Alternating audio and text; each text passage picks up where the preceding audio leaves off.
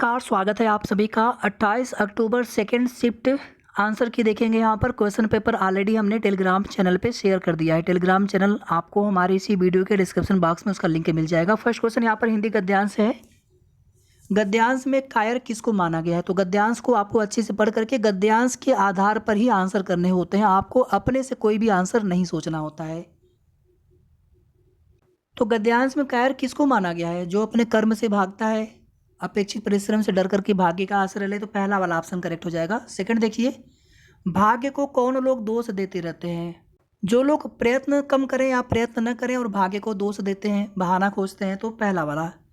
तीसरा देखिए, परिश्रम शब्द कौन सी व्याकरणिक इकाई है? यहाँ पर देखिए आप सभी, जो परिश्रमी शब्द होता है वो विशेषण होता है। परिश्रम भाववाचक संज्ञा के अंतर्गत आता है। यहाँ पर बी वाला ऑप्शन करेक्ट होगा। ठीक है, विशेषण क्या होता है? जो संज्ञा सर्वनाम की विशेषता बताए। तो आप खुद यहाँ पर समझ सकते हैं।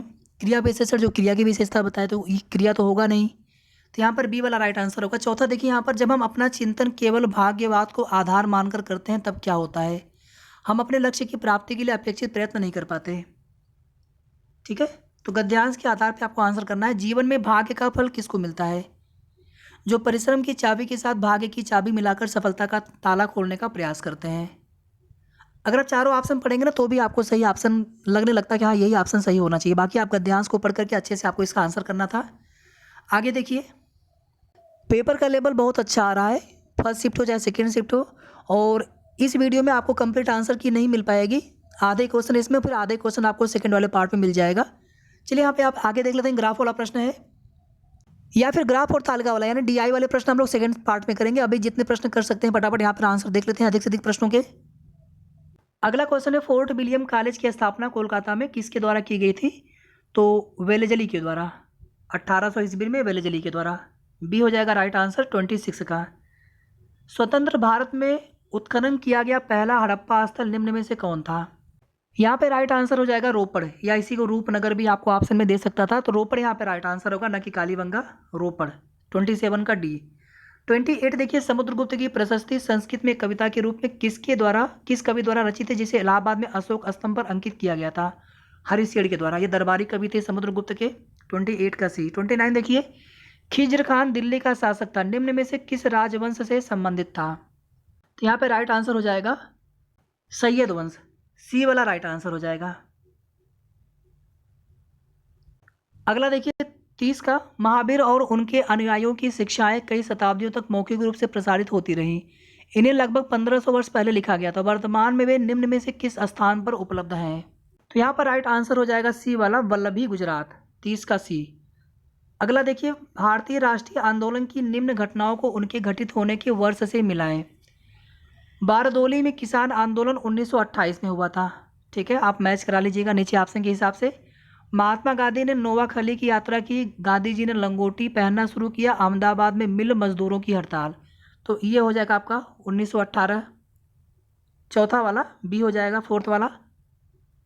7 नवंबर 1946 को गांधी जी आए थे, जब सांप्रदायिक दंगा भड़क गया था, आप लोग जानते हैं। तो ये सेकंड वाला सी पे कर दीजिए। और ये जो एक बचा लास्ट में, तो ये 1921 में है, जब गांधी जी ने लंगोटी पहनना शुरू किया। ठीक है, तो आप ऑप्शन उसी हिसाब से मैच करा लीजिएगा। 32 देखिए, इसके बाद वर्ष 1922 में असहयोग आंदोलन को निलंबित करने के बाद गांधी जी को अहमदाबाद में गिरफ्तार कर लिया गया और कितने वर्षों के साधारण कारावास की सजा सुनाई गई? Question number 32। यहाँ पे राइट आंसर होगा 6 वर्ष की। 6 वर्ष की सजा सुनाई गई थी गांधी जी को। 32 का डी। 33 देखिए, इसके बाद भारत सरकार अधिनियम 1935 भारत के लिए ब्रिटिश संसद द्वारा पारित सबसे लंबा अधिनियम था। मूल रूप से पारित अधिनियम बहुत लंबा होने के कारण 2 अलग अलग अधिनियमों में विभाजित किया गया था। अर्थात भारत सरकार अधिनियम 1935 और जो 2 अधिनियम बनाए गए थे, तो दोनों के बारे में पूछा गया यहाँ पर है कि वो दोनों अधिनियम कौन कौन से थे, क्या नाम था उनका। एक तो आपका हो गया भारत सरकार अधिनियम 1935 और दूसरा हो गया आपका वर्मा सरकार अधिनियम 1935। बी वाला राइट आंसर हो जाएगा 33 का बी। 34 देखिए, इसके बाद बंगाल के विभाजन ने पूरे भारत में लोगों को क्रोधित कर दिया था और आंध्र के डेल्टा क्षेत्र में स्वदेशी आंदोलन हुआ था। इसे निम्न में से किस नाम से जाना जाता है? याद रखिएगा, इसको वंदे मातरम आंदोलन के नाम से जाना गया था। वंदे मातरम आंदोलन 1905 की घटना है। 34 का सी। 35 देखिए, निम्न में से किसे भूरा या ब्राउन कोयला भी कहा जाता है? यहाँ पे राइट आंसर लिग्नाइट होगा, ध्यान दीजिएगा, लिग्नाइट होगा। ठीक है, एंथ्रासाइट अच्छे क्वालिटी का कोयला होता है। 35 का बी होगा राइट आंसर। 36 देखिए, मिट्टी के कणों और चट्टानों की दरारों के बीच का सारा स्थान पानी से भरा होता है, इस परत की ऊपरी सीमा कहलाती है। इसको वाटर टेबल कहा जाता है, जल तालिका कहा जाता है। ये प्रश्न वास्तव में अपने आप में बढ़िया बढ़िया प्रश्न था। इस तरह के प्रश्न आमतौर पे पूछे नहीं जाते हैं एग्जाम में। कुल मिलाकर के यूपी ट्रिपल एससी के पेपर का पैटर्न पूरी तरह से बदल चुका है। दिनों दिन पेपर का लेवल कठिन होता जा रहा है। इवन पेट की जब यह हालत है तो बाकी एग्जाम्स का तो कुछ कह नहीं सकते। तो इसी तरह से आपको तैयारी अब और अच्छे से करनी होगी। वीडियो को आप लोग प्लीज़ लाइक शेयर कर दीजिएगा, और अगर आपने अभी तक चैनल को सब्सक्राइब न किया हो तो सब्सक्राइब भी कर लीजिएगा। हमारी पूरी कोशिश है कि आपको कोई भी आंसर गलत ना मिले, सभी आंसर आपको सही और सटीक बताए जाएँ।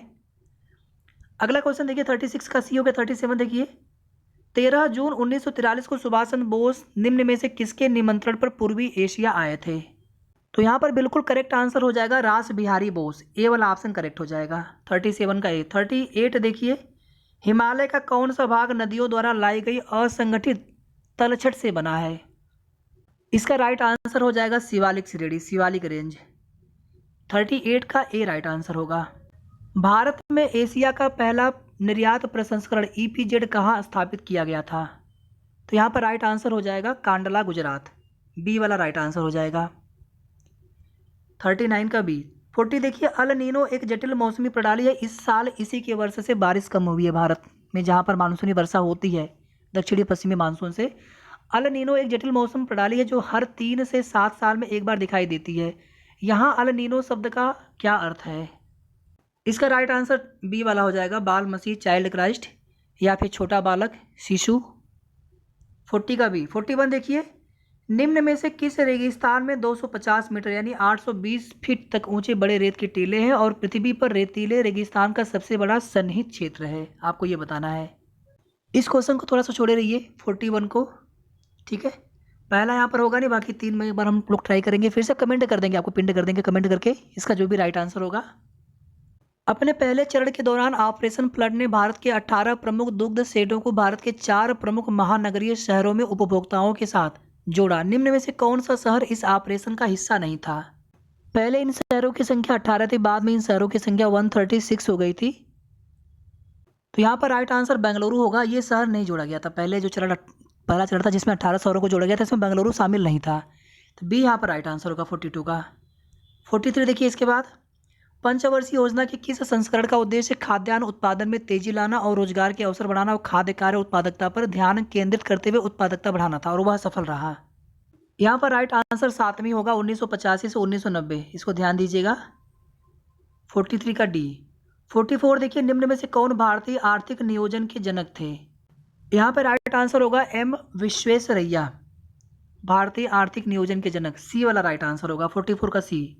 स्वतंत्र भारत के पहले मुख्य चुनाव आयुक्त सुकुमार सेन, 45 का बी। 46 देखिए, समान पारिश्रमिक अधिनियम 1976 के किस अध्याय में पुरुष और महिला श्रमिकों को समान दरों पर पारिश्रमिक का भुगतान और अन्य मामले शामिल हैं? 46 आप देखेंगे इससे संबंधित धारा 4 है, धारा 5 है, आर्टिकल 39 है। यहाँ पर अध्याय पूछा गया है। इस क्वेश्चन में थोड़ा सा डाउट है, कन्फर्म नहीं याद आ पा रहा है, तो थोड़ा सा इसको आप छोड़ दीजिए। अभी हम कमेंट पिंड कर देंगे जैसे ही आंसर मिल जाता है। 47 देखिए, इसके बाद जीएसटी की कौन सी प्रमुख विशेषता क्रेडिट के निर्बाध प्रवाह की अनुमति देती है और अंतिम उपभोक्ता पर कर के बोझ को कम करती है? यहाँ पे राइट आंसर हो जाएगा इनपुट क्रेडिट कर, ए वाला ऑप्शन राइट आंसर होगा 47 का ए। 48 देखिए, इसके बाद निम्न में से किस मामले पर अकेले केंद्रीय विधानमंडल के पास कानून बनाने की शक्ति है? ध्यान दीजिएगा, साइबर कानून ये अवशिष्ट शक्तियों के रूप में आता है और अवशिष्ट शक्तियों पर केवल केंद्र सरकार कानून बना सकती है। अकेले केंद्रीय बोला गया तो यहाँ पर सी वाला राइट आंसर होगा, बाकी जो तीनों है आपके ये अलग हैं। निम्न में से किस जानवर में अच्छी तरह से विकसित जल संवहनी तंत्र होता है? आप सभी जानते होंगे एक वर्ग होता है, संघ होता है, एक वर्ग होता है एकीरोडर्मेटा कुछ बोला जाता है, तो उसके अंतर्गत जो भी जीव आते हैं उन सभी में अच्छी तरह से विकसित जल संवहनी तंत्र होता है। यहाँ पर बी वाला राइट आंसर होगा स्पंज, 49 का बी। 50 देखिए, किसी चालक का प्रतिरोध निम्न में से किस कारक पर निर्भर नहीं करता है? तो प्रतिरोध आप देखेंगे तो R = होता है रो L/A, यानी कि लंबाई पर अनुप्रस्थ काट पर और चालक की मटेरियल पर। बट ये जो चौथा वाला है इस पर डिपेंड नहीं करता। 50 का डी। 51 देखिए, भारतीय संविधान के किस अनुच्छेद में यह शामिल है कि राज्यपाल विधानसभा को संबोधित कर सकते हैं, राज्यपाल सदन को संदेश भेज सकते हैं।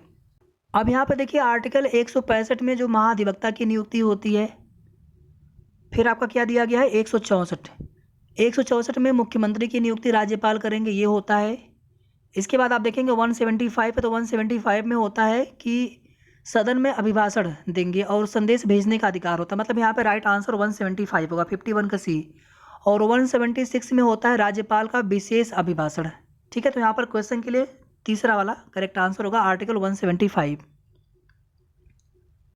52 देखिए, निम्न में से कौन जिला और अधीनस्थ न्यायालयों और उच्च न्यायालयों के आदेशों, निर्णयों और मामले की विवरण का एक व्यापक डेटाबेस प्रदान करता है। यहाँ पर देखिए डी वाला राइट आंसर होना चाहिए मेरे हिसाब से, राष्ट्रीय न्यायिक डेटा ग्रिड। इनका काम होता है कि जो भी आप देखेंगे न्यायिक जो मामले होते हैं इन पर अपलोड किए जाते हैं इन साइट पर। 52 का डी। मानव मस्तिष्क में दो न्यूरॉन्स के बीच के अंतर को किस नाम से जाना जाता है, तो सिनेप्स बोलते हैं उसको। ठीक है, उसको सिनेप्स बोला जाता है, जहाँ पे वो जुड़ते हैं ना दोनों ऐसे ऐसे होता है और दूसरा यहाँ पर ऐसे ऐसे, तो ये आपस में जुड़ते हैं, इसको सिनेप्स बोला जाता है। 53 का ए। 54 देखिए, निम्न का योग ज्ञात कीजिए। यहाँ पर देखिए आप एलसीएम लेंगे तो 2520 मिलेगा, 2520। ठीक है, एलसीएम में बहुत आसानी से आप ले सकते हैं और फिर ऊपर जो मिलेगा उस सबको ऐड कर लेंगे, सॉल्व करेंगे तो आपको यहाँ पे मिलेगा 1/2 मिलेगा। ए वाला राइट आंसर होगा। बी तो कभी होना ही नहीं था, डी होगा नहीं, सी भी नहीं होगा, यहाँ पर ए होगा राइट आंसर 54 का। 55 देखिए, एक्स के किस मान के लिए ये बराबर 1 होगा। अब आप ध्यान से देखिए, ऊपर क्या होगा एक्स स्क्वायर होगा, नीचे यहाँ पर देखिए 3 सत्ते 21 और 189 को आप क्या लिख सकते हैं 17 का स्क्वायर लिख सकते हैं आप सभी। यहाँ पे राइट आंसर हो जाएगा 63। अगर आप यहाँ पर एक्स स्क्वायर है तो आप 63 का स्क्वायर करेंगे और इनका मल्टीप्लाई कर लेंगे आपस में तो आपको सेम वैल्यू मिलेगी। डिवाइड करने पर 1 मिल जाएगा, तो यहाँ पर राइट आंसर हो जाएगा सी, 55 का सी। 56 देखिए, इसके बाद अगला क्वेश्चन अगर आप ध्यान से देखेंगे तो ये 181 की पावर -1 है, तो इसको आप क्या लिख सकते हैं 1/81, मतलब 1/3 की पावर 5 हो जाएगा, ये 1/3 की पावर 5 हो जाएगा और ये 3 के पावर 4 हो जाएगा और ये आपका 3 के पावर 5 मतलब 3 के पावर 9 हो गया और यहाँ पर ऊपर 3 के पावर 9 है तो ये वाला इससे कैंसिल आउट हो गया। फिर यहाँ पर आएंगे 64, तो ये आपका 2 के पावर 6 होगा, तो इधर आपका 1/6 तो आपका 2 के पावर 6 कैंसिल हो गया, 2 के पावर 5 बचा, मतलब आपको 32 मिल गया। यहाँ पर 2 दूनी 4 दूनी 8 दूनी 16 दूना 32। यहाँ पर देखिए 3 के पावर 1/3 बाहर 6 मतलब 3 की स्क्वायर हो गया, मतलब यहाँ पर 3 त्रिक का 9 हो गया, 9 दूनी 18 करेंगे, 9 त्रिक 27 1 28 मतलब 288 यहाँ पर राइट आंसर हो जाएगा। 56 का बी। 57 देखिए, कच्चे आमों में निम्न में से कौन सा अम्ल पाया जाता है, तो यहाँ पर राइट आंसर हो जाएगा टार्टरिक एसिड, सी हो जाएगा राइट आंसर। 58 देखिए, निम्न में से किस उपकरण का उपयोग भूमिगत जल दबाव को मापने और जल गुणवत्ता परीक्षण के लिए पानी का नमूना लेने के लिए किया जाता है, तो यहाँ पर राइट आंसर हो जाएगा 58 का बी, पीजोमीटर। 59 देखिए, इसके बाद इसको यहाँ पर पूरा सॉल्व कर लेंगे, मतलब यहाँ पर इन दोनों को मल्टीप्लाई फिर इसके बाद इससे डिवाइड थोड़ा बहुत उसमें कटपिट करके, तो आपको यहाँ पर 0.8 आंसर मिलेगा। 60 देखिए, गीता की राय में उसका वजन 55 किलोग्राम से अधिक लेकिन 62 किलोग्राम से कम है। गीता की माँ गीता से सहमत नहीं है और वह सोचती है कि गीता का वजन 50 किलोग्राम है। गीता की माँ कहती है कि गीता का वजन 50 किलोग्राम से अधिक लेकिन 60 किलोग्राम से कम है। उसके भाई का मानना है कि उसका वजन 58 किलोग्राम से ज़्यादा नहीं हो सकता, 58 से कम होना चाहिए, 58 भी नहीं हो सकता। तो अब यहाँ पर बताना है कि लगभग गीता का संभावित वजन क्या हो सकता है। अगर आप ध्यान से देखेंगे तो 55 से अधिक होना चाहिए, यानी 56 हो सकता है, 57 हो सकता है और 58 भी नहीं हो सकता। ठीक है, 58 से कम होना चाहिए, तो 56 और 57 बचा, इन दोनों का औसत ले लेंगे तो 56.5 किलोग्राम, यहाँ पर बी हो जाएगा राइट आंसर। ये क्वेश्चन बहुत आसान होता है। इसके बाद देखिए 61, किस विकल्प में वाक्यांश के लिए एक शब्द सही नहीं है, यहाँ पर देखिए बी वाला राइट आंसर होना चाहिए। पूर्णिमा की रात को बोला जाता है महारास की रात। ठीक है, बाकी सभी तीनों यहाँ पर सुमेलित है। यहाँ पर पूछा था कौन शब्द सही नहीं है, वाक्यांश के लिए एक शब्द है, 61 का बी। 62 देखिए हाथ को हाथ ना सूझना, मतलब बहुत घना अंधेरा होना। पितृधन इच्छा, यहाँ पर राइट आंसर हो जाएगा पितृक्षा। ठीक है, यहाँ पर देखिए मेरे हिसाब से बी वाला राइट आंसर यहाँ पर होना चाहिए। निम्न में से किसी विकल्प में सभी शब्द तरंगिणी शब्द के पर्यायवाची हैं? तो यहाँ पर राइट आंसर होगा सी, ये तीनों ही तरंगिणी के पर्यायवाची हैं। निम्न में से कौन से रचनाकार और उनकी रचना के अनुसार कौन सा युग्म गलत है? बाणभट्ट, कादम्बरी, जयशंकर प्रसाद, लोकायतन, यही गलत है। ठीक है, बी वाला, ये सुमित्रा नंदन पंत की रचना है। 65 का बी। 66 देखिए, पुट द करेक्ट आर्टिकल, तो यहाँ पर द हो जाएगा, सी वाला राइट आंसर होगा। 67 देखिए, a person who has an obsessive wish to steal, यहाँ पर देखिए बी राइट आंसर होगा। जैसे चोरी करने की प्रवृत्ति, यहाँ पर इसको बोलते हैं क्लेप्टोमेनियाक, बी वाला राइट आंसर होगा 67 का। 68 देखिए, filling the blank with correct preposition, Virat plays cricket besides football, तो यहाँ पर डी वाला राइट आंसर होगा 67 का। फिर यहाँ पर गद्यांश दिया गया है, which of the following animals is not included in national emblem, यहाँ पर राइट आंसर टाइगर होगा। ठीक है, बाकी लोग इन्वॉल्व हैं, जो राष्ट्रीय चिन्ह है उसमें बुल भी है, एलिफेंट भी, हॉर्स भी, बस टाइगर उसमें नहीं है। 69 का ए। 70 देखिए, what is the centre of national emblem, तो अशोक चक्र व्हील, अशोक व्हील बोला जाता है, तो यहाँ पर धर्म चक्र हो जाएगा राइट आंसर 70 का बी। 15 बच्चे एक पंक्ति में उत्तर दिशा की ओर मुख करके खड़े हैं। सौरभ राधा के निकटतम बाई और बाएं छोर से 8वें स्थान पर, विमल दाएं छोर से दूसरे स्थान पर। निम्न में से कौन सा सत्य नहीं है? यहाँ पर देखिए तीनों सही है बिल्कुल। ठीक है, ये सौरभ, राधा, विमल, ये 8वां, ये 9वां स्थान, ये दूसरा स्थान। पहला वाला गलत है। राधा विमल के बीच में 4 बच्चे थोड़ी हैं, 3 4 5 6 7 8, 6 बच्चे हैं टोटल। ठीक है, पहला वाला गलत है यहाँ पर। तो आपसे पूछा था कौन सा इसमें गलत है, तो आपको ये राइट आंसर बताना था, तो यहाँ पर हो जाएगा 71 का ए इज द करेक्ट आंसर। 72 देखिए, चेन्नई जयपुर से बड़ा है, सूरत कोलकाता से बड़ा है, रायपुर जयपुर जितना बड़ा नहीं है, लेकिन सूरत से बड़ा है। कोलकाता सूरत जितना बड़ा नहीं है। सबसे छोटा कौन सा है? अब यहाँ पर देखिए चेन्नई आंसर हो नहीं सकता, जयपुर भी ऑप्शन यहाँ पर आंसर नहीं हो सकता, और चेन्नई भी यहाँ पर आंसर नहीं हो सकता। यहाँ पर आंसर या तो कोलकाता या फिर रायपुर होना चाहिए। तो यहाँ पर राइट आंसर मेरे हिसाब से कोलकाता होना चाहिए, सूरत नहीं होगा। ठीक है, सूरत आंसर यहाँ पे नहीं होगा। सबसे छोटा पूछा यहाँ पर है ना, तो 72 का यहाँ पर आप डी मान करके चले, डी इसमें राइट आंसर होगा 72 का। 10:25 बजे घड़ी की सुइयों के बीच प्रतिवर्ती कोण होता है। आप ध्यान दीजिएगा, ये मतलब ऐसे आपका हो गया 10:25, तो ये वाला कोड नहीं पूछा आपसे, ये वाला कोड पूछा, तो ये वाला कोड आपका होगा 167.5, 162.5, और ये वाला कोड आपका कितना होगा 197.5, मतलब आपका बी वाला राइट आंसर यहाँ पर होगा 73 का बी। 74 देखिए, इनमें से बेजोड़ को चुने,